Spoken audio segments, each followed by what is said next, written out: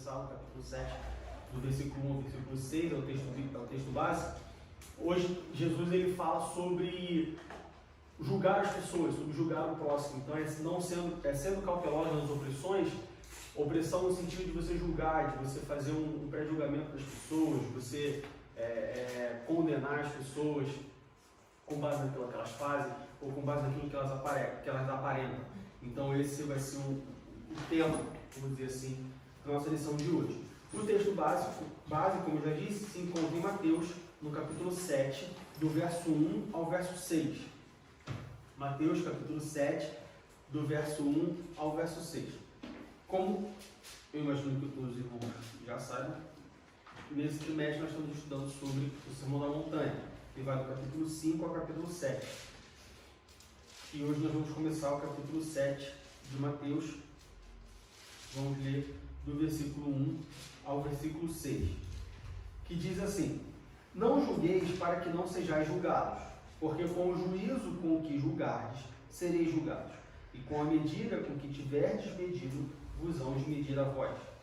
E por que reparas tu no argueiro que está no olho do teu irmão, e não vês a trave que está no teu olho? Ou como dirás a teu irmão: Deixa-me tirar o argueiro do teu olho, estando uma trave no teu? Hipócrita, tira primeiro a trave do teu olho, e então cuidarás em tirar o argueiro do olho do teu irmão.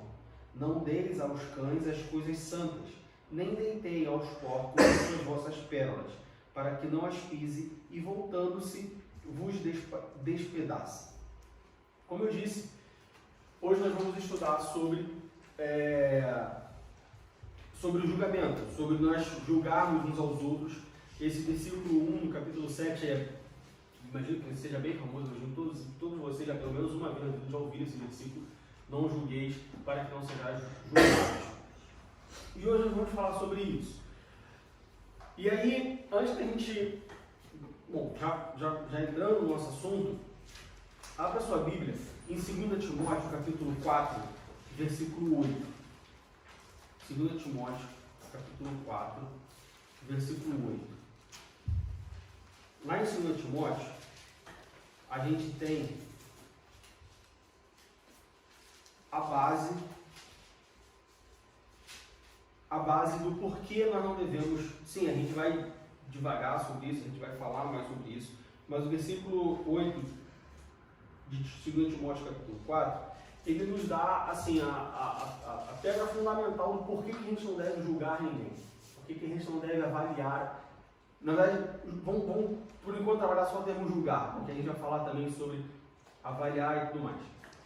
Enfim, para nós começarmos, 2 Timóteo capítulo 4, versículo 8, ele nos dá uma base de por que a gente não deve julgar as pessoas, por que a gente não deve fazer julgamento das pessoas, por que a gente não deve condenar pessoas de forma geral.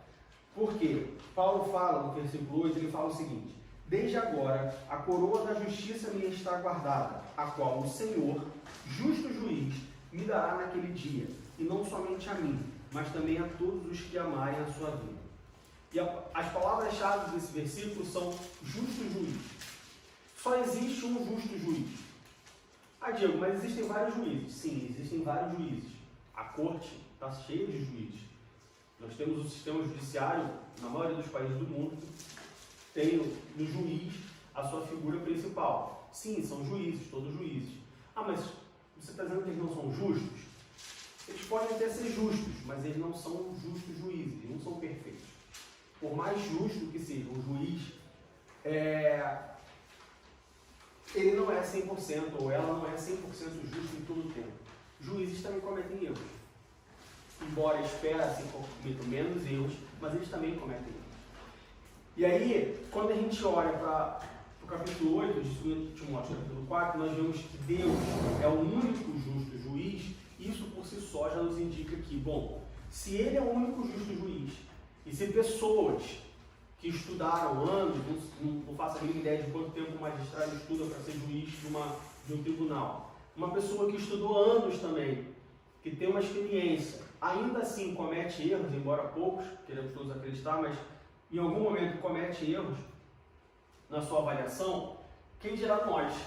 Quem dirá eu, programador, que nunca estudei uma lei na vida, não faço a mínima ideia de como se o que tem a Constituição. Nunca nem li a Constituição brasileira. Quem dirá eu tenho capacidade ou tenho senso de justiça para avaliar uma pessoa, para julgar uma pessoa, para dizer se essa pessoa está errada ou se a pessoa está certa.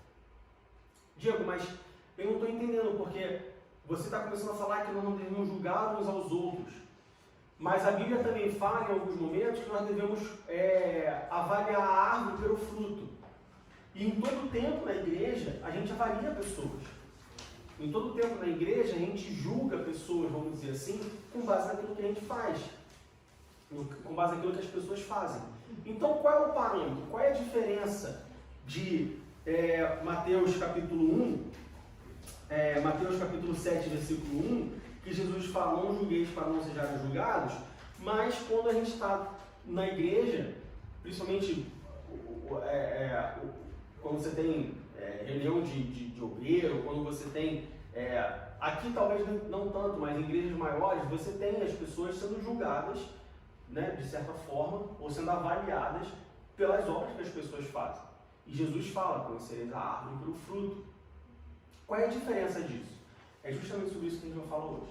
A gente vai falar sobre não julgar as pessoas, julgar no sentido pejorativo, no sentido de, não quero falar com a Fabiana, porque a Fabiana vem de calça jeans para a igreja. Calça jeans para mim não dá, então está errado. Vir de calça jeans está errado, já está em pecado.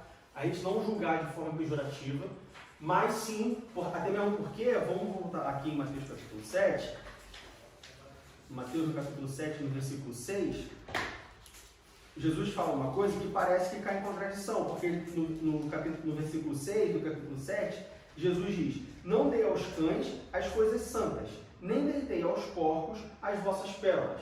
Ou seja, no versículo 1, Jesus fala assim, não julgueis para que não sejais julgados.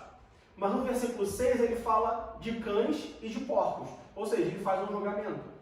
Porque se a gente olhar o versículo 6, que diz, não deis aos cães as coisas santas, nem deitei aos porcos as vossas pérolas. Ou seja, você está comparando, você está classificando alguns como cães e outros como porcos. Então você está julgando. Para você classificar, você tem que julgar, você tem que avaliar. Então parece uma contradição o versículo 1 com o versículo 6. No versículo 1, não julgueis para que não será julgado. Ou não chame ninguém de porco, ou não chame ninguém de cachorro, para que você não seja chamado de porco e cachorro. Mas no versículo 6, o mesmo Jesus fala, olha, não joga para os cães as coisas santas e nem deita para os porcos as vossas pérolas. Então parece uma contradição, mas não é uma contradição, existem diferenças. Existe diferença entre você julgar e você avaliar. E é isso que nós vamos falar sobre hoje. É sobre isso que nós vamos falar hoje. Bom, antes da gente entrar no qual é a diferença entre julgar, qual é a diferença de avaliar e tudo mais, a gente precisa falar sobre o que é um relacionamento entre pessoas. Nós vivemos em sociedade. O ser humano ele foi criado para viver em sociedade. Tanto que Jesus ele cria um homem, e Deus ele cria um homem, né? Depois que eles criam um homem e que eles formam um homem, ele fala assim, olha só, não é bom que o homem viva só, então vamos fazer para ele uma companhia. Deus não fez a Eva somente para Adão ter alguém com quem se relacionar sexualmente ou amorosamente, ou para... Não, ele fez o homem porque o homem precisa, ele fez a mulher porque o homem precisa se relacionar com alguém. E aí ele fez uma mulher para poder procriar. Óbvio, se ele fizesse outro homem, não ia ter procriação. Então, o ser humano, ele é um animal que ele precisa se relacionar. O homem ele precisa se relacionar com outras pessoas, ele vive em sociedade. E é isso que nós fazemos todos os dias. Nós vivemos em sociedade na nossa casa, eu, minha esposa, meus filhos. Eu vivo em sociedade na igreja, eu com os meus irmãos.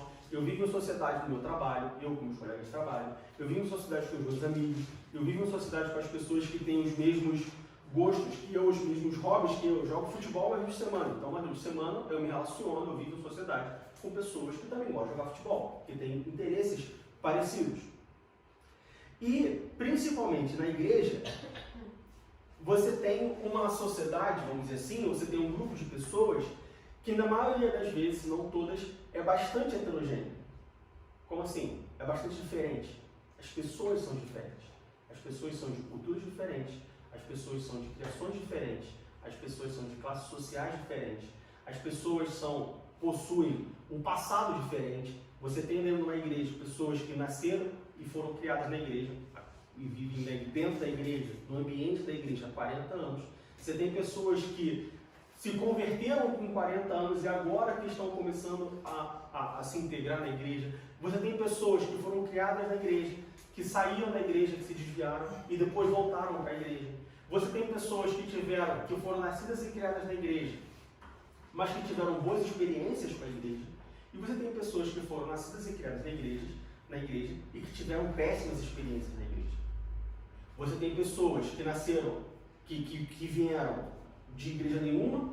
Você tem pessoas que vão tratar uma igreja como a Assembleia de Deus, como a nossa, uma Assembleia de Deus, uma igreja pentecostal. Você tem pessoas que vieram de nenhuma igreja, que vieram do mundo. Você tem pessoas que vieram de uma igreja tradicional. Você tem pessoas que vieram de outra igreja pentecostal. Você tem pessoas que vieram de uma igreja neopentecostal. Ou seja, quando a gente olha para uma igreja, não estou falando nossa igreja, estou falando uma igreja como um todo, é natural que a sociedade dessa igreja, ou seja, as pessoas que compõem essa igreja, elas sejam muito heterogêneas, mas muito. Elas são muito diferentes entre si. E quando você tem um grupo de pessoas que são muito diferentes entre si, a chance de acontecer um conflito é imensa. E isso é muito fácil de você identificar isso e de você entender isso quando você olha para grupos mais homogêneos.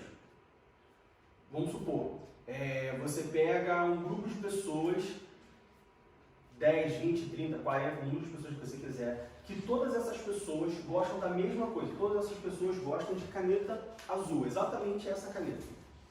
A chance dessas pessoas entrarem em conflito é menor, porque elas gostam das mesmas coisas, elas têm as mesmas características, elas têm o mesmo perfil. Quando você coloca um grupo de pessoas onde metade gosta de caneta azul e metade gosta de caneta vermelha, já fica mais fácil de você ter um conflito. Porque uns vão preferir vermelho, outros vão preferir azul. A pessoa que vai vir aqui na frente vai ter a caneta azul, ela vai ficar feliz. Aí vem uma pessoa que gosta de caneta vermelha aqui na frente, tem uma caneta azul, a pessoa fala, poxa, mas quem colocou a caneta azul aqui? Eu não gosto de caneta azul, eu gosto de caneta vermelha. E você tem um conflito. E se você for aumentando a diferença entre as pessoas, a chance de conflito é maior.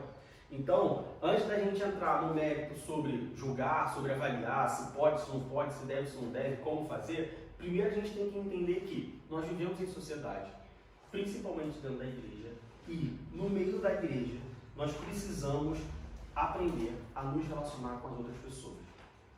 E é importante a gente entender que eu preciso aprender a me relacionar com vocês. E não vocês precisam aprender a se relacionar comigo. Qual é a diferença? A diferença é quem que está no meio do bolo. De onde parte a atitude. De novo, eu preciso aprender a me relacionar com vocês. E não vocês aprenderem a se relacionar comigo. Por quê? Quando eu falo que vocês precisam aprender a se relacionar comigo, eu estou colocando um problema para vocês. Ou seja, vocês são o problema e eu sou a solução.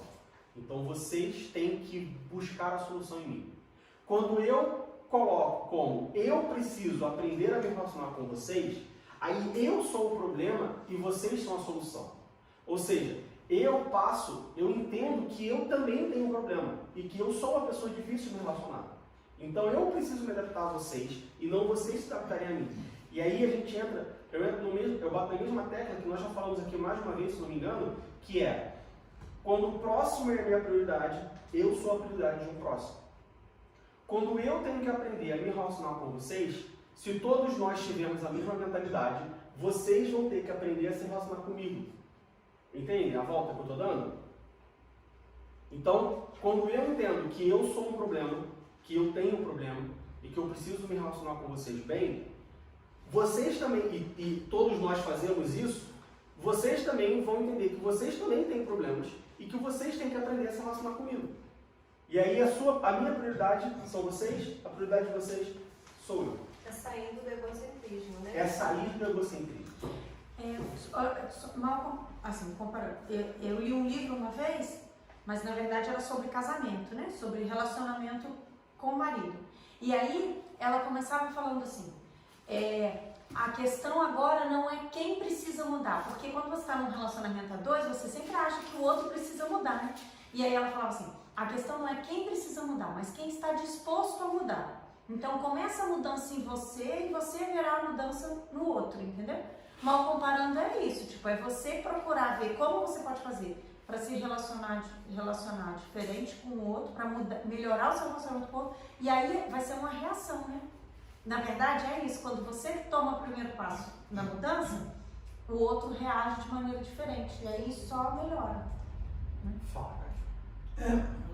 Você estava falando e eu fiquei seguindo, como diz, as passagens, porque certas coisas eu não conseguia entender, porque eu falei esse versículo, o que aconteceu, não passa totalmente esse o último versículo que ele dá em Mateus 7, do Pérolas aos Povos. Eu falei, será que Mateus não entendeu direito? O que será que aconteceu na Bíblia? Porque parece que não passa, né? Parece que puxa do nada. Aí eu saí puxando, eu sou meio curiosa, fui puxando de lá e para cá, e a Bíblia deu a mesma passagem de Jesus no Mateus 6, de 35, né? Mateus 6, 35? Não, estava no 34. Né, 6. Mateus 6. Lucas 6. Lucas 6, de 35 até 38. Então, nessa passagem eu já entendi melhor. É a mesma passagem, mas por uma outra perspectiva, né? Porque eu acho que aí passa pelo amor, né? Se você não tiver amor, você vai julgar o cara assim, né? Ele fala nisso, né? Aí depois ele fala, primeiro, amai vossos inimigos, depois ele diz, sejam misericordiosos, aí ele entra, não julgueis para não serás julgados. Eu achei interessante do jeito que ele... Aí já entra na minha cabeça, porque eu fiquei assim, não consigo entender, que história é essa? Pra mim já passa, agora eu entendi. Já entendeu? Entendeu? Já deu uma... É justamente isso que a Francine falou, é sair do egocentrismo. Para a gente poder viver em sociedade, a gente precisa sair do egocentrismo. Por que tem muitos problemas na igreja? Primeiro, porque a igreja hoje é uma igreja egocêntrica. Igreja com I minúsculo. As pessoas da igreja. Hoje a igreja é uma igreja egocêntrica. Você serve a um Deus que vai resolver o seu problema. E se ele for resolver o problema de outra pessoa primeiro, eu fico com raiva. Eu falo, mas por que ela e não eu? Por que ele não eu? O meu problema é mais urgente, eu estou sofrendo há mais tempo, eu tenho mais tempo de igreja, a minha família é maior. Como que Deus vai resolver o problema da Rebeca, que é solteira, jovem, 20 anos, e não vai resolver o meu problema com 36, casado, com 2 filhos? Primeiro ele resolve o meu, depois ele resolve o dela. Por quê? Egocentrismo. Então primeiro a igreja está uma igreja egocêntrica. Sou eu, somente para mim, eu quero, é o meu Deus, é o meu Jesus, é o Deus que me ama, não é o Deus que te ama. Deus me ama, Deus me prefere, Deus ele quer a mim, Deus ele importa comigo. Egocêntrico. Você vê isso nas pregações, você vê isso nos hinos, você vê isso nas deturpações do próprio texto bíblico, ou seja, a igreja hoje ela está uma igreja egocêntrica. Isso faz com que a igreja tenha problemas de relacionamento. Porque você tem um bando de pessoas, você tem um grupo de pessoas egocêntricas que alimentam a sua própria egocentricidade e isso faz com que as pessoas não consigam viver em sociedade. Isso faz com que as pessoas não consigam viver relacionamentos. E aí quando você tem um relacionamento entre duas pessoas que só pensam em si mesmas, esse relacionamento nunca vai dar certo. Fala. Mas eu acho que isso também, voltando, de novo, porque é pregar um falso evangelho, né? Mas olha só. Tipo loteria, né? Venha isso, ganhe isso, faça isso, ganhe isso. Mas aí a gente volta de novo para o egocentrismo. Por quê? Muitas pessoas falam assim, a igreja está assim porque é pregada assim. Olha o egocentrismo de novo no sentido de que a culpa não é minha que consuma essa pregação. A culpa é do pastor que prega. Mas o pastor só prega porque tem alguém para ouvir. Não, mas quando a gente entra, o problema é o seguinte, eu sou convertida, eu entrei na igreja, eu entrei curiosa. Pra mim, eu não conhecia nada disso. Eu entrei, me prometeram nada, aquilo tudo e um pouquinho, o alemão diz, em blau hinaus, te promete o céu e a terra, né? E na realidade não foi assim. Mas à medida que eu fui lendo a palavra de Deus, que eu fui sendo curiosa e lendo, então aquilo me por isso ficou muito mais fácil. Sim. São duas partes. Um lado te promete, mas você tem que ter a curiosidade também de crescer na palavra. Se você não tem, você vai ser enganado, mas você tem que crescer. É que está o problema. As pessoas não querem crescer. As pessoas gostam de ser enganadas. Por quê? Não Ser tem o enganado. trabalho de ler a Bíblia, porque quando você leu a Bíblia, confrontou o que ele estava Isso. dizendo, né? Porque quando Mas as você. pessoas não querem parar pra Porque ler. você é enganado com uma coisa que satisfaz. Eu sou enganado com a promessa de um Deus que resolve todos os meus problemas. Então eu não preciso trabalhar, eu não preciso estudar, eu não preciso correr atrás. Eu não preciso me resolver com a minha esposa. Porque o Deus que eu sirvo, ele vai resolver o problema para mim, se eu ficar sentado.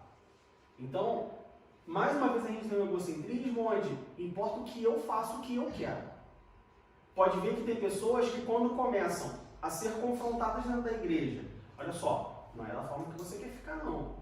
Olha só, não é da forma que você quer fazer. Existe uma regra, existe uma ordem, existe uma forma de fazer. As pessoas saem da igreja. Isso é muito comum. A pessoa aceita Jesus, vem para a igreja. Ah, maravilha, tá super legal, super entrosado e tal, não sei o quê. Aí, problema clássico, começa a trabalhar na igreja. Quer fazer alguma coisa. Ah, não, você pode arrumar as cadeiras? Posso arrumar as cadeiras. Aí a pessoa vem aqui, pega essas cadeiras e coloca tudo aqui na frente. Pá. Aí vai chegar uma pessoa da direção da igreja e fala, olha só, irmão, toma cuidado, quando você for arrumar a igreja, não arruma as cadeiras todas aqui não, coloca essas cadeiras mais aqui pro lado, porque se colocar aqui na frente, fica muito aqui na frente, não tem espaço para as pessoas passarem, na hora da oferta as pessoas vêm aqui na frente pegar, e aqui é o lugar das crianças, então por isso que a gente deixa aqui. Pronto, está botando defeito no meu trabalho. Eu sou um problema, que eu não consigo, nada que eu faço tá certo, porque fica reclamando de mim, e que não sei o quê. Não, olha só pedi para fazer diferente. Mas aí as pessoas egocêntricas, que só pensam nela, elas nunca pensam que pode ser que, de fato, tem uma ordem, tem uma regra, tem uma outra forma de fazer. Elas sempre pensam que o problema é específico delas. O problema, sabe? Só olha para dentro do umbigo, para o seu próprio umbigo. Não olha ao redor. Problemas de relacionamento surgem. E isso não é somente da igreja de hoje, não. Abra em 1 Coríntios, capítulo 1, versículos 11 e versículo 12.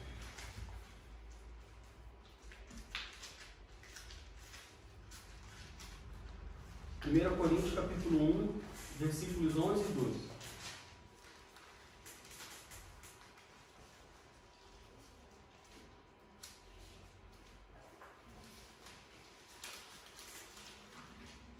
Diz assim, porque a respeito de vós, irmãos meus, me foi comunicado pelos da família de Cloe que há contenda entre vós. Quero dizer com isso que cada um de vós diz, eu sou de Paulo e eu de Apolo, e eu de Cefas, e eu de Cristo. Ou seja, na igreja de Corinto, já tinha problemas de relacionamento, já tinha contenda entre eles, já tinha julgamento entre eles, do tipo, aqui um exemplo que Paulo dá é do tipo, não, você é de Paulo, você não presta. Não, você segue a Cefas, você não segue o evangelho verdadeiro. Não, Apolo é o melhor que tem. Já tinha contenda entre eles. E aí você pode falar assim, mas Diego, você não acabou de falar que a igreja de hoje sofre porque o povo é egocêntrico? Tem problema de relacionamento? A igreja de Corinto também. Só tem uma diferença. Na igreja de Corinto, vai no versículo...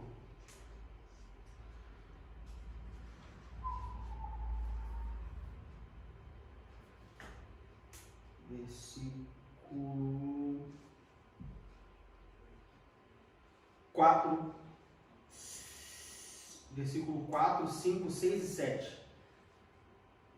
Do versículo 4 ao versículo 8. 1 Coríntios, capítulo 1, do versículo 4 ao versículo 8.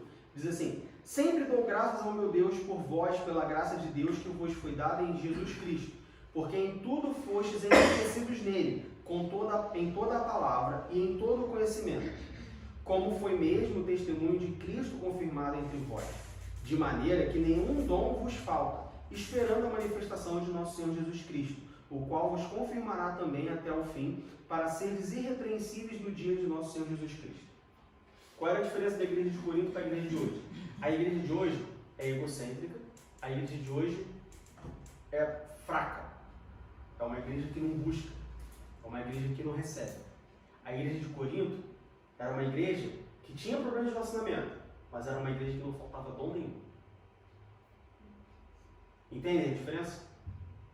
Ou seja, uma igreja tinha problema, mas era forte. Ela conseguia ali, né, com aconselhamento, resolver os problemas. A igreja de hoje, ela tem problema e ela é fraca. E aí você só vê a igreja cada vez mais definhando, a igreja cada vez mais acabando, a igreja cada vez mais se enfraquecendo, a igreja cada vez mais escandalizando. Olha quantos escândalos você tem no meio da igreja hoje. Não só do meio da igreja, mas até mesmo no mundo em relação à igreja. Então essa é a diferença. Diego, mas se a igreja de Corinto era uma igreja tão espiritual, era uma igreja que não faltava dom nenhum, era uma igreja tão abençoada, que recebia tanto, por que essa igreja teve problema? Por que essa igreja tinha problema de relacionamento? Por que as pessoas tinham problemas? A resposta é simples. Porque Jesus nunca esperou uma igreja perfeita. Jesus nunca esperou de igreja nenhuma, Deus nunca esperou de igreja nenhuma uma igreja perfeita. Porque Deus sabe que isso é impossível. Porque a igreja é formada de pessoas. Pessoas que possuem uma natureza pecaminosa. Pessoas que não são perfeitas. Pessoas que não são santas. E se você tem pelo menos uma pessoa num grupo de pessoas que não é santa, que não é perfeita, todo o resto não vai ser perfeito. Correto? Jesus ele nunca esperou a igreja perfeita. Deus ele nunca esperou a igreja perfeita. Deus ele é o Deus perfeito da igreja, mas ele não é o Deus da igreja perfeita. Nós temos a ideia, nós temos a expectativa de que na igreja as pessoas são perfeitas. Isso é uma narrativa que nós construímos. Isso é uma narrativa que eu construo quando eu entro na igreja. Eu falo assim, não, eu vou para aquela igreja porque aquela igreja é uma igreja boa, porque as pessoas de lá são boas, as pessoas de lá são perfeitas, as pessoas de lá são santas. Isso é uma narrativa que eu crio, não uma expectativa que Deus tem. Porque Deus conhece e sabe que nós não somos perfeitos. E a partir do momento que eu acho, vamos supor que eu ache essa igreja perfeita. Achei uma igreja ali, que aquela igreja é perfeita, aquela igreja é fantástica, e eu vou para aquela igreja. A partir do momento que eu entrar naquela igreja, a igreja deixa de ser perfeita. Porque eu entrei. E eu não sou perfeito. A expectativa de Jesus, a expectativa de Deus em relação a nós, em relação à igreja, não é que ela seja perfeita. A expectativa dele está em Lucas capítulo 6, versículo 36. Lucas capítulo 6, versículo 36. A expectativa de Jesus é: sede, pois, misericordiosos, como também o vosso Pai é misericordioso. Aleluia. A expectativa de Jesus não é uma igreja perfeita. A expectativa de Jesus é de uma igreja misericordiosa. É diferente. Misericordioso é você saber que outra pessoa é tão defeituosa, ela é tão falha quanto você mesmo. A misericórdia, a expectativa da misericórdia que Jesus tem de nós é eu saber que a Fabiana, ela é tão falha quanto eu. Então, se ela cometer um erro, seja comigo ou seja com outra pessoa, ela entender que hoje foi ela, amanhã pode ser eu. Então, eu vou ser misericordioso com ela, porque amanhã, quando for eu, ela vai ser misericordiosa comigo. E olha o contexto, esse versículo da misericórdia está exatamente antes do versículo do julgamento, que fala, não julgueis. E não É a mesma passagem. Então. Só que contada por Lucas. Então, de novo, a gente volta no assunto de que, se o próximo for a minha prioridade, amanhã eu vou ser a prioridade do próximo. Se eu for misericordioso com o erro, com a falha do meu irmão, amanhã ele vai ser misericordioso comigo por causa da minha falha. Basta nós deixarmos de sermos egocêntricos e sermos misericordiosos. De novo, em nenhum momento a expectativa de Jesus na história da humanidade foi de uma igreja perfeita. Em nenhum momento. Quando Deus ele olha para o mundo e ele fala assim, bom, já sei, para resgatar essas pessoas eu vou entregar o meu filho para morrer por todas elas, e essas pessoas vão crer na salvação da alma delas pelo sacrifício do meu filho, e elas vão me servir. Em nenhum momento a expectativa é que nós fôssemos perfeitos. Perfeito somente no céu. No céu vai ser perfeito. Mas aqui na terra, em nenhum momento a expectativa é que seja perfeito. Nós é quem criamos essa expectativa. É uma expectativa nossa, por causa do nosso egocentrismo. O que Deus espera de nós é misericórdia. Ele espera que nós sejamos misericordiosos. Ou seja, eu erro, ela erra, ele erra, todo mundo erra. É claro que existe uma margem de tolerância, e a gente vai falar sobre isso. Fala. Eu tenho uma pergunta. Então, assim, Deus espera de nós misericórdia, mas aí Deus também espera que nós busquemos, busquemos mais dele para sermos perfeitos, não? Assim, para sermos melhores. Santificação, você está falando? Sim, eu Sim. acho. A santificação é um processo que Jesus fala, buscar a santificação, porque sem ela ninguém verá Deus. A santificação, você tem que buscar a santificação. Mas você sempre busca a santificação tendo a certeza de que você nunca vai se santificar. Sim, mas aí a santificação é um todo. Você nunca vai estar santificado 100%. Sim, exato, então. Mas aí é um todo, né? Tipo, você busca a santificação, mas aí, tipo, quanto mais você busca a santificação, mais misericordioso você vai ser. Sim. Não é verdade? Porque vai ser reflexo. Então, assim, pra mim não basta eu pensar assim, eu tenho que ser misericordiosa porque Deus espera, a expectativa de Deus é que eu seja misericordiosa. Não, a expectativa de Deus é que eu seja misericordiosa porque eu busco. Porque se eu não buscar, eu não vou ser misericordiosa. Aí você vai ser igual ao fariseu. Você vai ser uma hipócrita.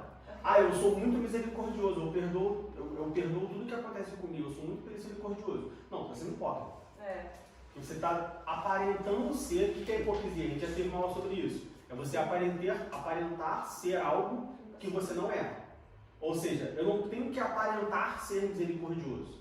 A misericórdia tem que ser uma coisa, não que eu busque a misericórdia, que eu busque ser misericordioso, mas que ela é uma coisa natural em mim, porque eu me santifico. Sim. Entende? Sim, é isso. Era isso que eu queria entender. Ela tem que ser uma coisa natural. É tem que ser igual uma ao coisa amor, né? É igual ao amor. Perdão. Isso. Tem que ser um negócio que flui. Ela está intrínseca, mas ela tem que ser uma coisa natural. Ok. Ela não pode ser uma coisa produzida. Entendeu? Ok, obrigada.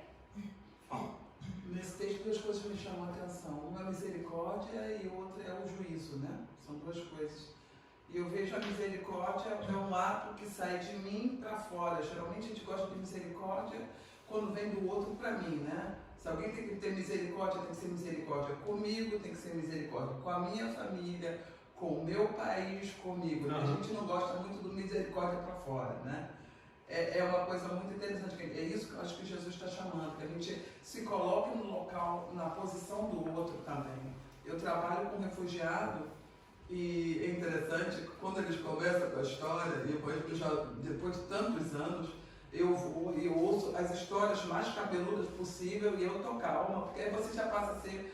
Aí às vezes eu fico pensando, analisei esse versículo, eu falei, pois é, eu tenho um pouco mais de misericórdia. Não ouvir a história como se fosse uma história qualquer, uma história de catálogo que eu já ouvi 20 daquela, mas sim ouvir com misericórdia. Ter a misericórdia, não julgar as pessoas. Isso é interessante, né? A gente gosta de estar na situação de juiz. Essa é uma posição bacana, todo mundo gosta. Né? E a gente tem que trocar isso, né?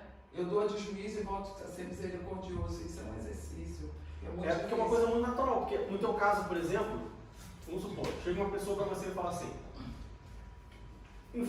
não no teu caso, história de criança.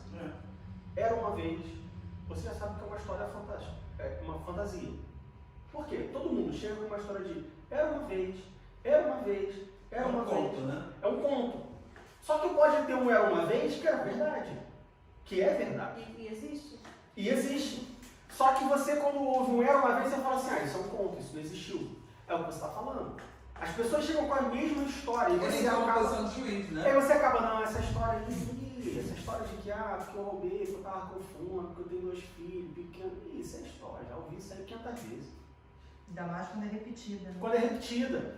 Só que de fato as histórias se repetem. Mas sabe pode acontecer. Eu achei interessante, a gente veio de metrô, né? E entrou aquele cara lá, pediu dinheiro. Aí, né? Ele quando olhou, ele já tem a história, não era uma vez. Aí você já fala. Aí eu, como assistente social, já disse, diz aí, eu sei que você recebe isso, tem esse direito, você vai contar a história. Você tira pra mostrar. Eu já julguei o cara, né? Eu falei, cara, todos nós, não só você, eu, todo mundo aqui julgou o cara. Mas entendeu? Cada um de contexto, a gente veio junto. Faltou a gente se encontrou no Leopoldo de Platos. Enquanto a gente estava esperando o novo, veio uma pessoa e pediu dinheiro. Ele até chegou bonito, né? Chegou. Ele conta a história, né? E aí Ele o que você faz? Ah. Tava bem arrumado. Ele já Não tava de terno, gravata, mas tava com roupa, não tava sujo, não tava. E chegou falando bonito, né? Chegou falando bonito, chegou com educação. Julgamento. Nós julgamos o tempo inteiro. Nós fazemos julgamento o tempo inteiro.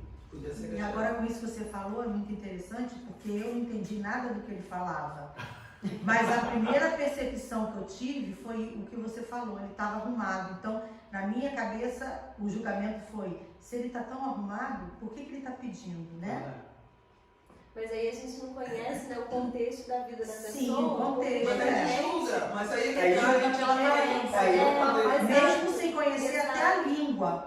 Tá vendo É. como que é uma tendência muito natural do ser humano, né? Natural. Já aconteceu comigo, por exemplo, de uma pessoa vir falar alguma coisa, eu falar assim, não tenho. A pessoa fala, mas eu não te pedi nada, eu só pedi uma informação. Ai, doeu, né? Mas foi bom. Eu achava que a pessoa queria dinheiro, mas a pessoa não queria dinheiro. Ela queria uma informação. É. Só que você já está tão habituado, aqui já está tão blindado. incrustado em você, que você está tão blindado sobre isso, que a pessoa já chega e você fala, não, você nem ouviu o que a pessoa quer falar. Às vezes a pessoa quer falar, roupa bonita, sua, onde você comprou? Quer ir pra igreja, né? Quero ir pra igreja. Tô vendo você com uma A gente não Bíblia. deu nem chance. Sim. Aconteceu isso uma vez, a gente estava no ponto do 125, não foi? Ah, foi o homem que perguntou qual era Que o tinha um homem, um mendigo. Bom, mendigo. Não era mendigo. Tinha um grupo de homens que estavam bêbados, porque Bêbado, é verdade. era Tinha uns, tava com uns cara três de ou passou a quatro, noite assim. toda bebendo. Você tava falando Tava mal. fedendo a bebida e tal, falando alto. E aí chegou, um deles chegou pra gente, tava eu, Fabiana, as crianças, e um deles chegou pra gente e falou alguma coisa. Tipo assim, no automático, não tem. Porque você imagina que fedendo a bebida, tá ali, você vê que passou a noite toda bebendo e tal. Mas ele quer saber da Bíblia, ele perguntou se era uma Bíblia. Ele perguntou se era Ele uma queria Bíblia. ler, ele foi chegando assim, aí a gente ficou assustado, segurou a criança. Mas ele estava tentando ler o que estava na Sim, frente da Bíblia do Diego, entendeu? Olha o julgamento. A gente pegou as crianças, porque a gente achou que ele ia fazer uma coisa com as crianças. Mas não, ele queria ler a capa do livro, ele queria saber o que era. Sim. E quanta oportunidade a gente pede pra Jesus, A né? gente fala isso. Não é? Quando a gente entrou no ano, eu falei, você deveria chamar ele para ir para a igreja com a gente. Tá. Entendi que eu tenho que aprender a me relacionar com os outros, eu entendi que a expectativa de Jesus não é uma igreja perfeita, que a expectativa de Jesus é de uma igreja misericordiosa, assim como ele foi misericordioso conosco. Tudo bem, entendi. Somente sobre isso, eu estava com isso para falar quando a Kátia falou, deu o exemplo de ouvir a história várias vezes. Olha como que nós somos. Eu escuto a mesma história várias vezes e eu já tenho um pré-julgamento de essa história é mentira. Agora você imagina Deus ouvindo milhares de vezes ao dia, Jesus, me perdoa, Deus, me perdoa, porque eu não queria fazer, mas eu fiz. Imagina se ele usasse, da última vez eu sempre falei que eu não ia fazer, mas sabe como é que é e tal. Imagina se ele tivesse a mesma posição que nós temos. Fala assim, isso é mentira, vai pedir perdão, amanhã vai fazer de novo. Não perdoa nada. Imagina Jesus. Deus chegando para Jesus e falando assim, então Jesus, o Diego está pedindo perdão ali. Não, Deus, pai, deixa pra lá, eu conheço essa história, já fui lá, morei lá. Já fez isso várias vezes. Morei lá 33 anos, eu sei como é que esse povo nada, ele vai te pedir perdão hoje, amanhã ele faz de novo. Vamos apostar? Quer apostar? Imagina se ele tivesse a mesma. Então, por isso que a expectativa de Deus não é que a gente seja perfeito. A expectativa é que nós sejamos misericordiosos. E aí, no capítulo 6 de Lucas, no versículo 16, Jesus diz, sede, pois, misericordiosos. Mas qual a medida da misericórdia? Porque tudo tem uma medida. Amor tem medida. Não é só açúcar, sal, farinha que tem medida para colocar na panela para fazer uma comida. Tudo tem uma medida. Qual é a medida de ser misericordioso? Até que ponto eu tenho que ser misericordioso? Até onde tem que ir a minha misericórdia? Versículo 16 responde, sede, pois, misericordiosos, como também o vosso Pai é misericordioso. Ou seja, eu tenho que ser tão misericordioso quanto Deus é. Sim. Sempre. Mas não vou conseguir ser igual a Deus. É a mesma história da santificação, é a mesma história da perfeição. Ninguém vai conseguir ser perfeito. Ninguém vai conseguir ser santo aqui na terra. Mas nós temos que buscar ser santos todos os dias. Mesmo sabendo que a gente não vai conseguir viver sem pecado, a gente não tem que buscar não pecar. A misericórdia é a mesma coisa. O meu alvo tem que ser misericordioso como Deus é misericordioso. E eu tenho que buscar isso. Mesmo sabendo que eu não vou conseguir ser tão misericordioso quanto Deus é comigo, eu não vou conseguir ser como o meu próximo. Mesmo sabendo disso, eu tenho que continuar buscando. A gente não pode se conformar com eu não consigo, então eu não faço. Não existe isso no reino de Deus. Porque se for assim, a gente não faz nada. Mas se assim, vou morrer sempre. Jesus conta a história desse homem que... Eu esqueci um pouco a história, que estava caído e todo passou não teve fé. Isso é tão bonito, né? Aquela Sim. coisa, é a minha história, né? Todo dia você vê a mesma história. Isso. Mas quem é que vai ter esse coração de... É muito difícil. Tá, Diego, então eu entendi que nós não podemos julgar o próximo, eu entendi que eu tenho que ser misericordioso. Só que aí, de novo, eu não posso julgar o próximo, mas o próprio Jesus fala de cães e de porcos. O próprio Jesus fala que eu não posso dar o que é santo aos cães e nem jogar a pérola aos porcos. Se eu não posso fazer isso, então eu tenho que julgar quem é cão, quem é porco e quem não é, para eu saber o que eu vou dar para quem. Ou seja, o próprio Jesus que ele fala para não julgar, ele fala para eu julgar, no versículo 5 versículos depois. E se a gente for além, 1 Coríntios capítulo 5, versículo 12, abra 1 Coríntios capítulo 5, versículo 12.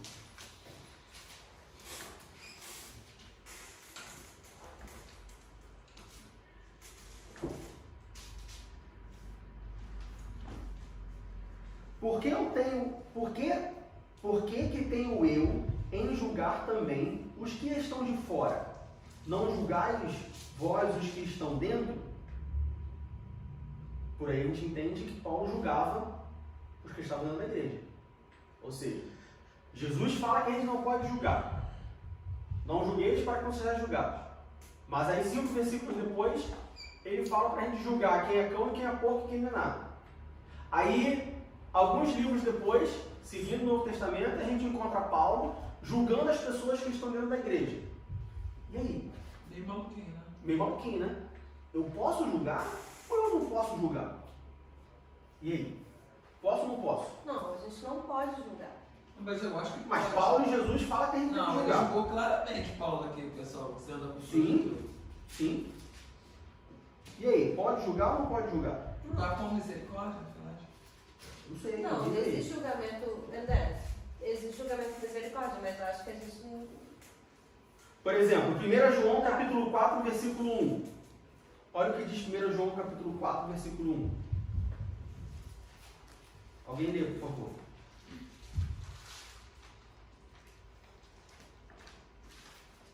Amados, não creiais em todo espírito, mas provai que os espíritos são de Deus, porque já muitos falsos profetas se têm levantado no mundo.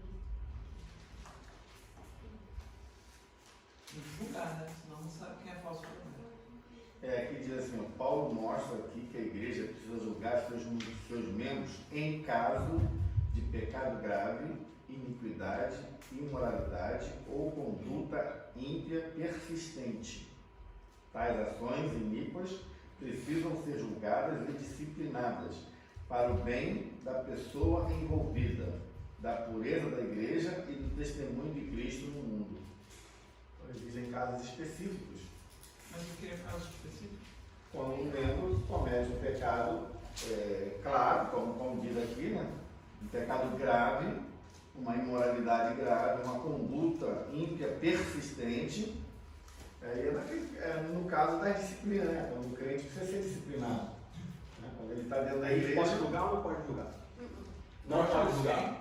Quando eu leio Cássio acha que pode julgar. eu acho que nesse versículo aí, por exemplo, não creiais em todo espírito, mas provai se os espíritos são de Deus. Porque aí, quando eu leio isso, eu penso em discernimento, eu não penso em julgamento. A gente não deve, no fim do não julgamento, mas o julgamento que a gente deve fazer é um julgamento de prova, é um julgamento de avaliação. Não é um julgamento. É um julgamento porque você está provando, você está avaliando. Eu estou avaliando, eu não estou falando aquela pessoa fez isso Mas e então é tá. sentença. Existe Ah, julgamento e sinônimo. sentença. É um sinônimo. Poxa vida.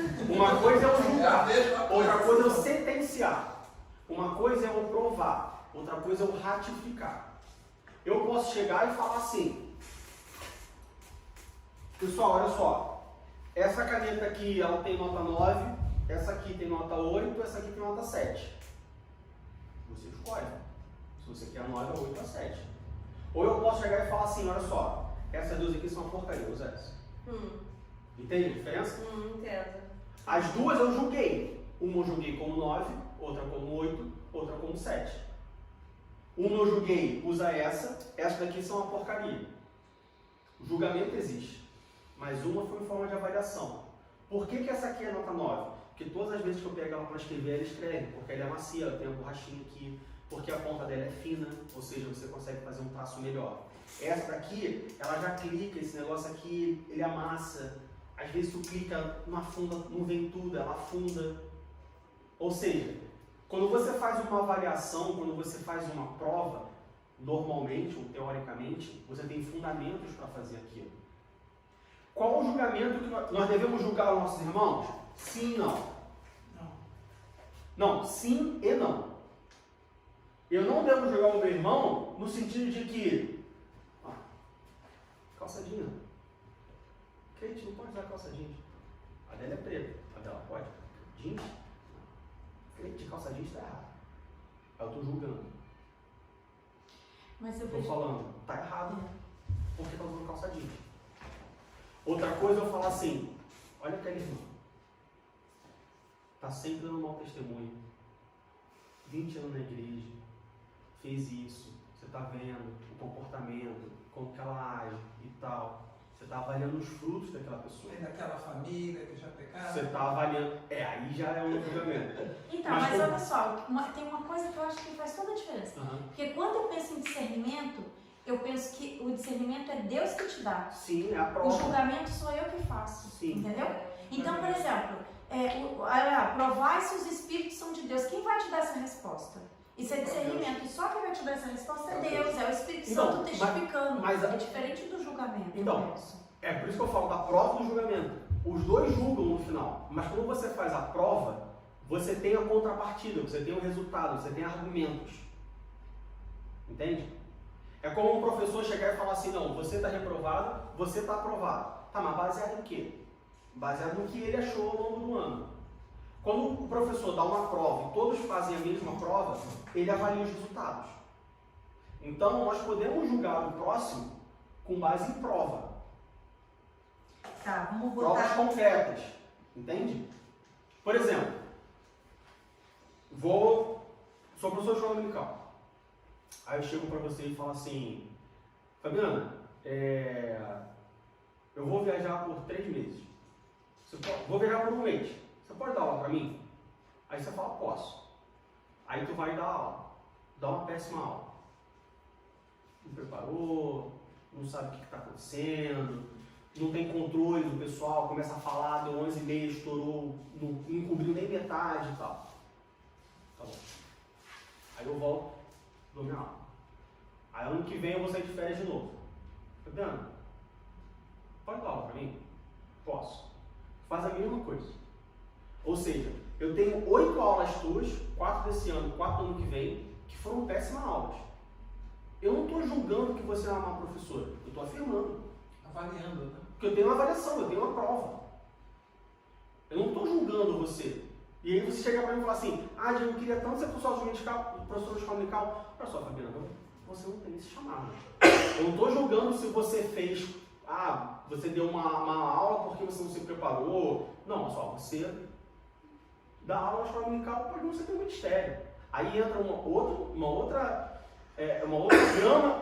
gama de qualidades e atributos e tatos que você tem que ter para eu falar para você: olha só, não é o teu ministério, não quero você dando aula. Mas eu já tenho uma prova ali. Você deu 8 aulas e as 8 aulas foram ruins. Então, eu estou julgando, mas eu tenho prova. Entende? Entendo, é que eu não sei se eu concordo. Porque, por exemplo, o que eu estou entendendo você dizer para mim é que se eu tenho evidências, eu posso julgar. E eu acho que não é desse jeito, entendeu? Se tem evidências, você vai tirar uma conclusão. Se o seu trabalho é esse, tudo bem. Mas eu acho que é diferente do... Com o discernimento, você não precisa da evidência. Mas com a evidência, claro. Né? Mas será que... Alguém chega e fala assim, eu acho que o Diego está traindo a Fabiana. Está julgando. Ou está afirmando, não, o Diego está traindo a Fabiana. A Fabiana vem para a igreja sozinha. O Diego não vem para a igreja. Está traindo a Fabiana. Com certeza. Está traindo. Está julgando. Agora, se eu apareço com um filho fora do casamento, é uma evidência. Aí não é um julgamento. Tem um fato, tem uma evidência, tem uma prova. Ou seja, eu não poderia, o presbítero Ivan não poderia me disciplinar ou me tirar do ministério porque ele acha que eu estou te traindo porque eu não venho para a igreja com você. Mas a partir do momento que existe uma evidência, olha, eu tenho um filho fora do casamento, aí tem uma evidência. Então, mas aí tem a uma questão... prova. Então, mas aí vamos lá. Olha o exemplo que você colocou. Tipo, você que dá aula de escola dominical e você vai decidir se é outra pessoa. Isso é uma função da sua função aqui dentro da igreja. Uhum. Vamos supor. O presbítero Ivanô colocar em... Como que você vai falar? Disciplinar ou não é uma função dele, certo? Isso não é um julgamento. Agora, quando você está falando, você está julgando a outra pessoa se ela está traindo ou não, que num tom de fofoca, aí isso está errado. Sim, sim. Mas um julgamento que nem foi o que ele deu ali sobre Paulo, que precisa, que faz parte da função. Isso. Que Aí é disciplina, diferente, Por isso que você... mas aí eu não vejo isso como julgamento, porque na verdade você está trabalhando com evidência e exercendo a sua função. Tá entendendo? Entendi. O julgamento como fofoca, como você tirar conclusões sobre a vida da pessoa, é diferente de você exercer sua função. Tá entendendo? A função do presbítero Ivanô, ele precisa tomar uma posição, Mas é o que o seu pai Mas não é deu. um julgamento? Mas eu acho que é diferente. É um julgamento com prova. Sim, mas É igual ele está uma exercendo a corte. função dele. Eu não tenho que exercer função nenhuma sobre a vida da irmã Kátia, sobre o que ela faz ou deixa de fazer. Então, qualquer avaliação que eu fizer sobre a vida da irmã Kátia é um julgamento. sem base. Mas se você Mas tem, às vezes até... mas se você tem provas Cada e vez mais- evidências da vida dela, você pode julgar ela. Por quê? Com que direito eu tenho que julgar a vida dela? Eu não tenho que exercer nada sobre a vida dela. O presbítero Ivanô sim poderia, tá entendendo o que eu tô falando?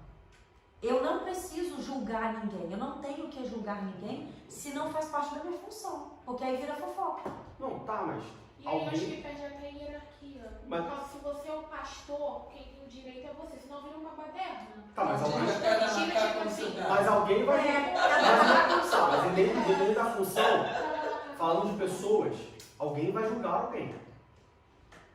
Pode não ser você. Pode ser o presbítero. Mas olha só, Mas alguém vai julgar alguém. Mas a mesma... então não é a tua função. A função é do presbítero da igreja fazer esse julgamento. Tá, mas de novo, ele só pode julgar se ele tiver Mas evidência. é a mesma história. Vamos botar, por exemplo, história de refugiado. Chega o cara lá num local e vem, pede refúgio, tem assistente social, tem chefe, tem juiz, tem a pessoa que chama o FOMON, todo mundo ouve a história. Uhum. Mas só quem pode realmente julgar é o juiz, né? Entende? Só quem A pode gente ouve- sentenciar o juiz. até o caso, a gente ouve a história, ouvi, ok, estou aí. o que Mas eu só posso quem pode fazer por você? O que sacramentar eu posso ele é o fazer juiz. por você? O que eu falo? Minha função é, está precisando de casa, escola, isso, eu vou fazer, vou te ajudar, mas eu não devo julgar a tua escola. Não é eu digo sempre, não é minha função. Sim. Aí eu não julgo, Você mas pode o até juiz ouvir. pode. Ele pode dizer que sim função ou dele não. é isso. Né? Entendeu? É uma outra, é a mesma história. Você está vendo a situação. Muita coisa você vai dizer como homem, é bem, eu tenho minhas dúvidas, mas você não deve julgar, né? Não. Eu acho que é a mesma coisa entre os seres humanos. A gente vê, olha, mas não deve tomar uma posição, porque existe um E aí é muito difícil você porque é muito inerente do ser humano esse julgamento. Então, o que eu quero dizer é muito difícil você ver, você julgar, mas você não tomar uma ação baseada no seu julgamento. Estou entendendo o que eu quero dizer? Sim. Porque é uma coisa, assim, é difícil você olhar e não julgar. É igual a história do moço no bar, no É difícil na você estação. olhar e... Eu ia falar isso, por exemplo, 2 mendigos, os dois são mendigos, um arrumadinho e o outro mal arrumado. Eu olho e digo assim, aquele mal arrumado precisa mais. Não necessariamente, ele pode estar mal arrumado e o outro arrumadinho e precisar mais do que o outro, né? Mas o nosso julgamento, assim, o julgamento é instantâneo. É imediato, né? Eu tenho, por exemplo, um jovem, falando assim, trabalho com ele, vende droga. Eu ouvi a história, fiquei meio chocada, mas eu, como assistente social, não estou ali para julgar. Então, o que eu vá? Quando ele chega, eu abraço, eu estou aqui, você precisa de mim. Eu tento usar uma outra posição, mas eu não estou ali para julgar a situação. Embora, como humana, eu gostaria de dizer isso, mas não é a minha função e talvez como crente também não. Talvez esteja ali para mostrar outro caminho, não sei. Mas aí mesmo assim, nesse caso, eu acredito que a função do ser humano, independente da profissão e do cristão, é realmente conversar com essa pessoa e falar assim, tipo, tô aqui pra você, mas isso aí que você tá fazendo não tá certo. Né? Não julgar. Não orientar, né? Mas assim, sei lá. Mas às vezes você também não sabe a história, é o que Jesus fala, você não sabe o porquê disso, e é muito mais fácil dizer Dudu, você. Não, mas é muito difícil essa situação. Como... Eu acho que o mais importante é o seguinte, como a Bíblia diz, Jesus é o único justo juiz. Né? Então eu acho que nós, como cristãos, o que nós precisamos fazer é, quando nós vamos avaliar uma situação ou julgar uma situação, não importa o termo, nós precisamos, antes de tudo, termos discernimento de Deus sobre aquela situação. Exato. Porque se nós tivermos discernimento de Deus, nós vamos fazer o certo. Nós vamos avaliar certo. Por exemplo, hoje nós vemos nas igrejas, no Brasil e no mundo afora, os pregadores pregando verdadeiras aberrações. E aí, quem tem discernimento consegue saber que aquilo ali não é de Deus. Aquela pregação ali não tem nada a ver com a palavra de Deus. Mas quem não tem discernimento, acredita que aquilo ali é de Deus e segue aquilo ali. Por isso que a gente vê a igreja hoje totalmente desviada, ou praticamente desviada, ou grande parte da igreja desviada, porque acredita naquilo que foi pregado sem julgar, no sentido sem avaliar. E aí você pede discernimento a Deus, vai para a palavra e Deus na palavra te dá o discernimento. Discernimento com conhecimento. É isso que eu ia falar. Tem uma diferença entre discernimento e conhecimento.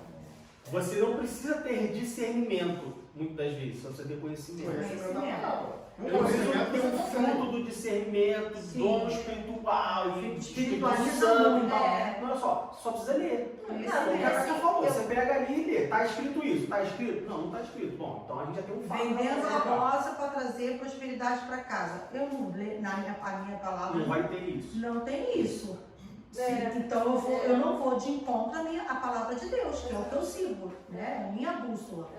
Então, não. É por isso que conhecer a palavra é fundamental para a gente. É a bússola dele. Se você conhece a palavra, você tem a bússola, você não vai se perder. É o que te direciona. Agora, quando você não conhece a palavra, você está numa floresta sem bússola. Sim. Você está num deserto sem bússola. Meu irmão, tu não sabe onde é norte, sul, leste, Aonde o vento bateu, vai. Onde o vento bateu, tu vai. Então, é importante conhecer a palavra. Infelizmente, hoje, na igreja, no mundo inteiro, a gente vê que o culto menos frequentado é o culto da palavra.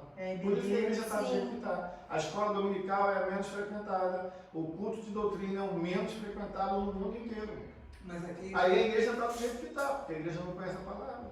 a maioria das igrejas aqui nem tem mais isso.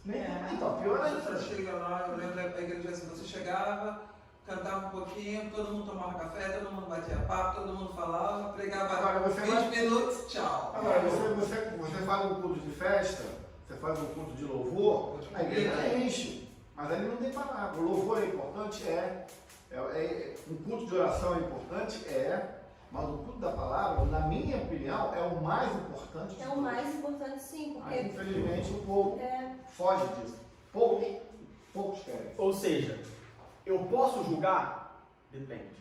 Você está julgando com base em quê? Com base em quê? Você está julgando com base na sua observação pessoal. Já era. Você está julgando com base na aparência. No que você Você vê, está julgando com base no que você já gosta. era. Você está julgando com base no que você acha. Não faça isso. Não faça isso. Agora, você está julgando com base na Bíblia? Você está julgando com base em fatos?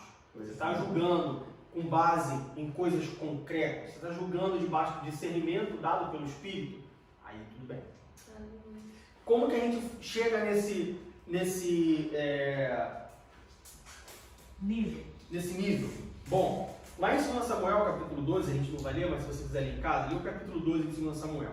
O profeta Natan chega para Davi e conta a história de um homem que matou a única ovelha e tal, não sei o que, blá. Quando ele termina, ele fala assim, o que eu faço com esse homem? Ele fala, mata.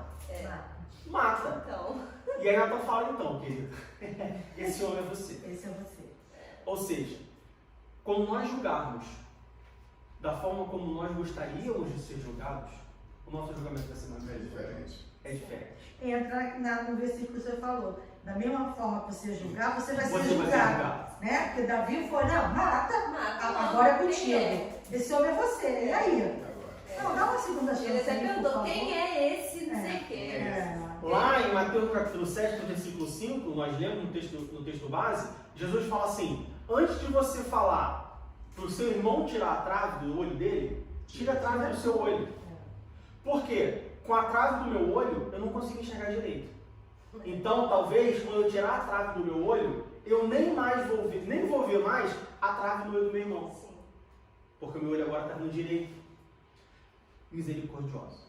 Fala. Misericórdia. Não sei se a gente pode pegar o exemplo também sobre avaliação, julgamento e misericórdia. Quando chegam com aquela mulher adúltera, jogando os pés do Senhor Jesus. Houve um julgamento com provas concretas e jogou ao pé de Jesus. E Jesus ali mostrou misericórdia, mas não que ele concordou na situação, porque ele via que ela estava 100% errada e ele 100% certo. Então eu vejo ali a misericórdia do Senhor. Quando ele fala assim para o pessoal, olha, quem não tiver pecado, joga a primeira pedra. O que retrata para nós? Pegamos uma pessoa errada? Pegamos. Ela é digna de ser julgada? Sim. E de punida? Também. Mas espera aí, eu também tenho erros. Então eu não posso puni-la. Não posso puni-la. Aí cada um foi jogando a sua pedrinha no chão. Mas o Senhor Jesus deixou uma coisa. E na Bíblia toda, de Gênesis e Apocalipse, a gente vê, sempre se há arrependimento, o Senhor entra com misericórdia e solução. Sim. Quando a gente vê as 7 igrejas, os erros que tinha os problemas que vivia e a solução. Enfim, o Senhor fala assim para ela, vai e não peques. Cadê os acusadores? Não tem. Não, mas aí também tem um Então, aspecto. Vai e não peques mais. Ele disse, olha, eu sei por que você chegou nessa situação. Eu sei o que te levou a pecar. De repente você não queria tomar esse caminho, tá? Mas eu agora estou te perdoando. Não é só você a errada, todos são errados também. Agora você vai, você já sabe que você tem segunda chance, não erra. Mas eu Segue o acho, seu caminho que e quando não ele erra. entra como Exatamente. Gente, Mas eu isso acho eu vejo que- assim, a misericórdia, o julgamento, o erro, o julgamento, a avaliação e a misericórdia. Você vê o processo completo, né? Sim. Perfeita colocação. É exatamente bonito isso. nessa passagem também é que se pegaram ela fazendo em adultério, quer dizer, ela não estava sozinha, né? Para tal coisa precisam de 2, né?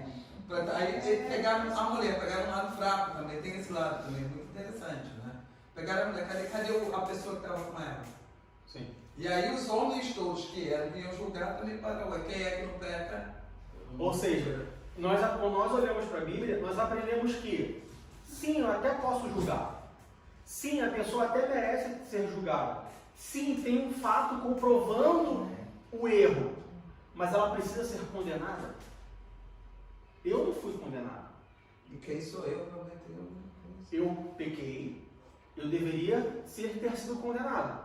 Mas teve uma pessoa que veio e falou assim, não, deixa o Diego para lá. Bota a culpa em mim. Eu assumo a culpa dele. Ou seja, às vezes, a gente até está certo, em julgar. A gente está até certo em condenar, porque de fato tem um erro, de fato tem um problema, de fato tem algo que merece ser resolvido. Mas eu devo? Se fosse em algum lugar. Por isso que a misericórdia é importante. Se fosse em algum lugar, eu gostaria de ser condenado? É claro que a gente tem que ter o discernimento de saber quando a gente deve não deixar para lá, mas quando a gente deve, olha só, aconteceu e tal, vai, não peque mais. E quando a gente deve de fato, não vou usar a palavra punir, Disciplinar. mas disciplinar. A gente tem que ter esse discernimento, porque existem pessoas que faz, aí vem a bagunça. Porque se vira bagunça, você acaba contaminando todo mundo. Você imagina, chegou uma pessoa na igreja, fez alguma coisa e fala assim, não, mas misericórdia, né? A gente aprendeu e tal, não, tá, deixa pra lá. Aí vai o outro vai fazer, vai chegar uma hora que tá todo mundo fazendo, e aí virou uma bagunça. Aí também a gente já vai pro outro, já descampa, nem pra esquerda nem pra direita. Né? Então a gente tem que ter o discernimento, acima de tudo o discernimento, pra gente entender quando que a gente deve agir com misericórdia ou não. Quanto que, olha só, tá bom, você errou, ok, legal, não vai fazer mais? Aprendeu? Tá, então vamos lá. É como muitas vezes fazemos com o filho, né? Ele Como fez faz uma com o coisa filho. errada, Tem coisa que tá não devida. conversa. Pô, mas ele já fez aquela coisa errada mais de uma vez, então bota de castigo. Aí também não. Olha só, você foi reincidente, toda hora tá fazendo, né? Existe uma consequência. Uma né? consequência daquele erro. Tem coisa que ele faz que eu já fiz, então eu já sei que é igual a gente vê muito nas igrejas. A igreja ela condena, ela julga e condena alguém por uma coisa que às vezes a própria pessoa que está julgando e condenando está fazendo. Sim, né? Só que ninguém sabe. Mas tem isso. Sim. O pastor ele expulsa o membro da igreja, agora não pode expulsar, mas ele disciplina o membro da igreja porque traiu a esposa.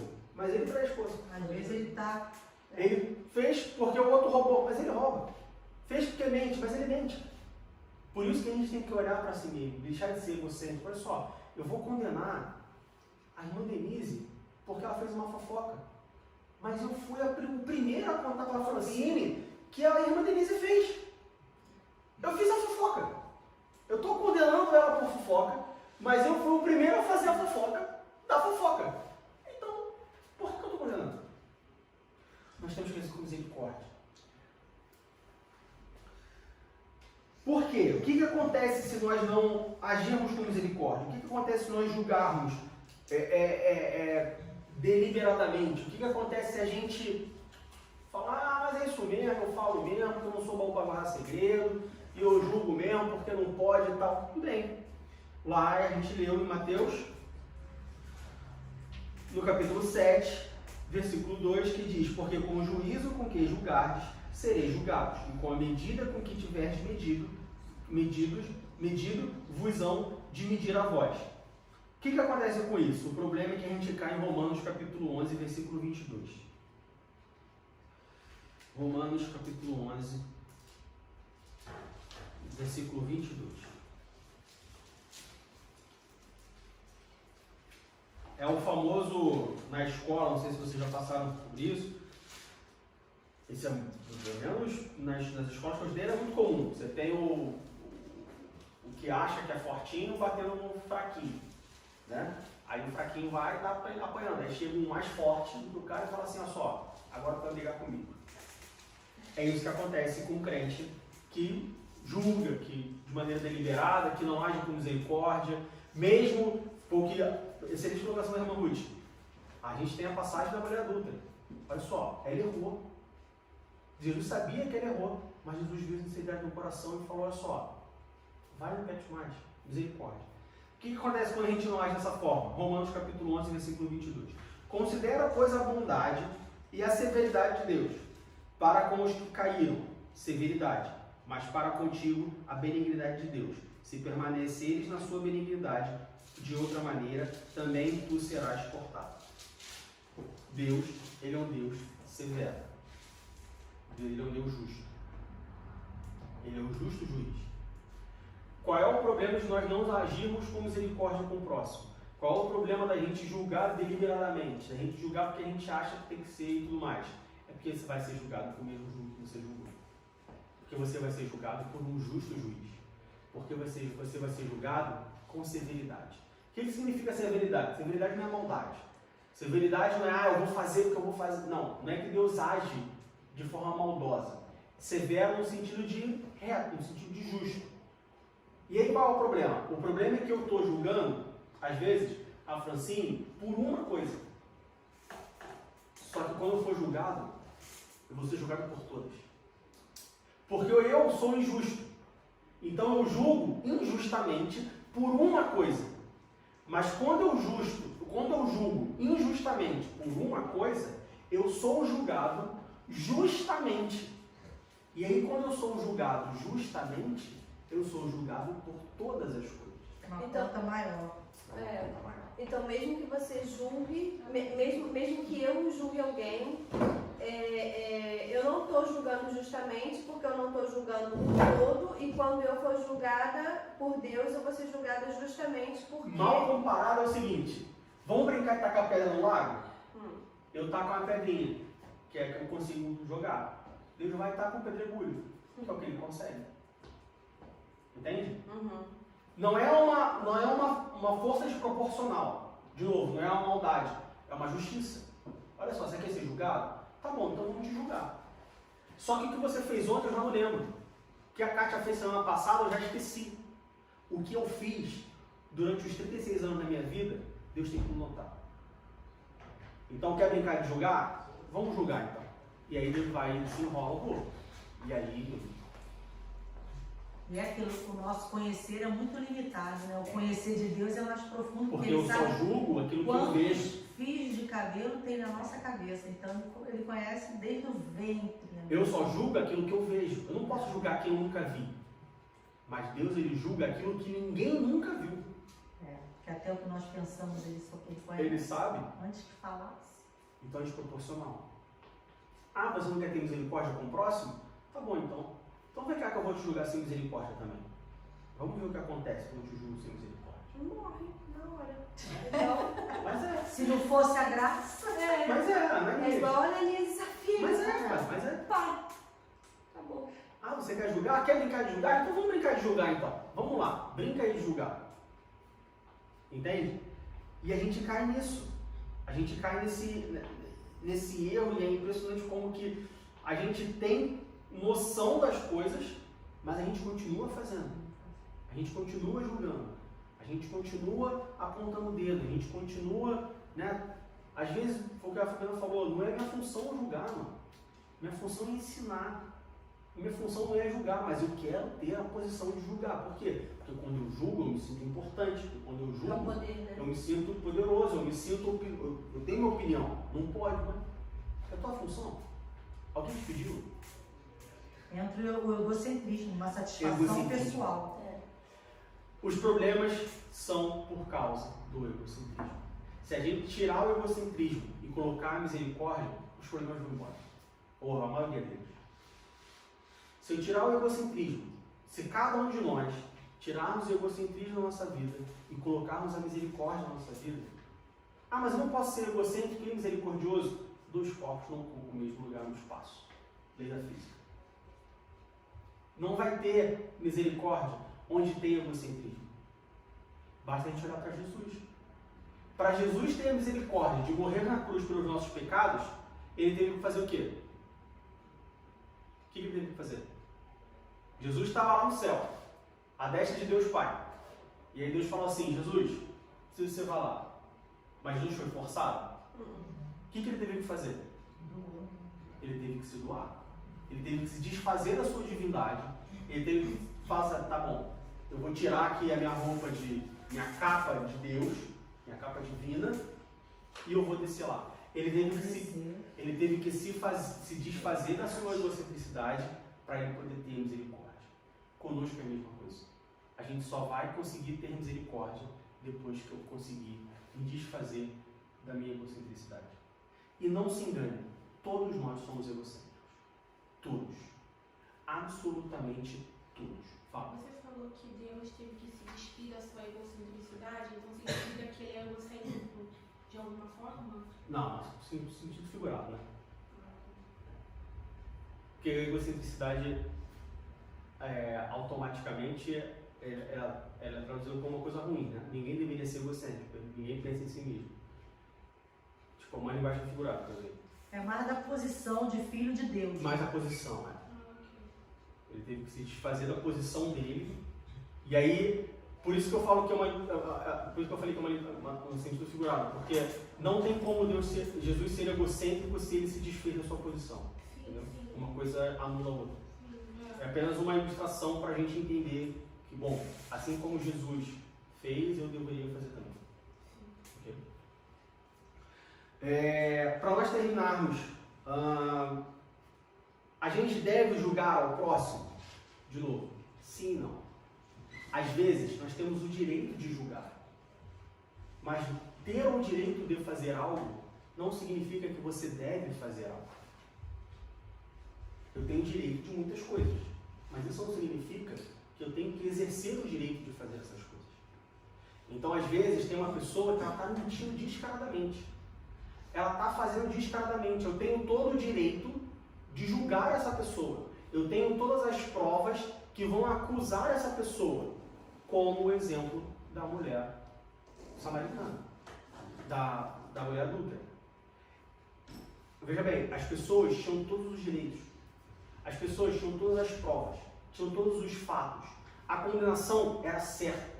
A condenação era, olha só, está condenada, a pena é essa, a condenação é essa, o crime é esse, tem que fazer. Eu devo fazer? Às vezes não. Por quê? Porque nós devemos ser misericordiosos. Seja misericordioso. Deixa o egocentrismo de lado e traga mais misericórdia. Às vezes, é o tipo de coisa que, pessoal, não é a tua função, não é contigo. Ora a Deus. Deixa Deus fazer. Às vezes a gente quer resolver problemas que o problema que a gente tem que resolver, que é se desfazer do egocentrismo e ter mais misericórdia, a gente não faz. Mas eu quero resolver o problema dos outros. Então, resolve o teu problema. Eu não resolvo o meu problema, eu vou resolver o problema dos outros. Deixa os outros com os problemas dos outros. Ajuda, claro. Eu estou falando deixa os outros com o problema dos outros no sentido de não ajudar. Estou falando no sentido de não julgar, de não opinar, de não sacramentar, de não condenar. Entende? Menos egocentrismo, mais misericórdia. Você vai ver que não só a sua vida vai mudar, mas a sociedade em que você vive vai mudar. A tua casa vai mudar. A tua igreja vai mudar. Teu trabalho vai mudar. Tua amizade vai mudar. Tudo vai mudar. Porque a gente passa a ser mais misericordioso. Você queria falar uma coisa, Cátia? Não? Bom, essa foi a lição de hoje.